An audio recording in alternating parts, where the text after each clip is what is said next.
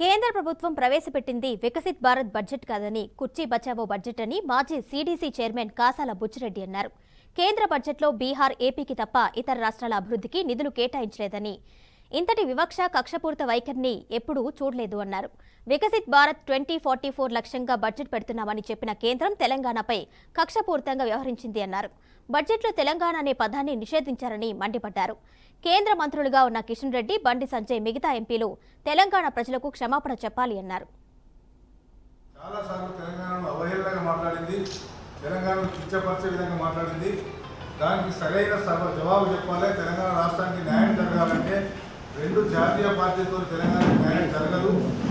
తెలంగాణ ఇంటి పార్టీ అయినటువంటి BRS party ఎంపీలు గెలిస్తే తప్పకుండా కేంద్రంలో ఉన్న బీజేపీ మెడలు వంచి మేము నిధులు తీసుకొస్తామని చెప్పి చాలా స్పష్టంగా చెప్పారు.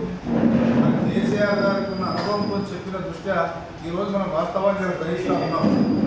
బీఆర్ఎస్ పార్టీ ఎంపీలు ఒకరు కూడా లేని కారణంగా ఈరోజు మరి కాంగ్రెస్ 8, బీజేపీ 8 మంది ఎంపీలు గెలిచినా మరి గుండుసున్న ఒక్క రూపాయి కూడా ఇక్కడ కేటాయించడం నార్మల్గా వచ్చేటి వస్తున్నాయి అంతే. అని ప్రత్యేకంగా మరి ముఖ్యంగా ట్రిబులార్ గురించి 10 ఏళ్ళ నుంచి చెప్తున్నటువంటి బీజేపీ, కాంగ్రెస్ పార్టీలు మరి ట్రిబులార్కు సంబంధించిన అంశాన్ని కనీసం బడ్జెట్లో ప్రస్తావించకపోవడం నిజంగా మరి మేము విద్యకు బాగా ప్రాధాన్యత ఇస్తున్నటువంటి ప్రభుత్వం, కేంద్ర ప్రభుత్వం మరి దానికి అసలు పరిగణన తీసుకోకుండా ఈసారి నిధులే కేటాయించిన విషయం మనం గుర్తుంచుకోవాల్సిన అవసరం ఉన్నది.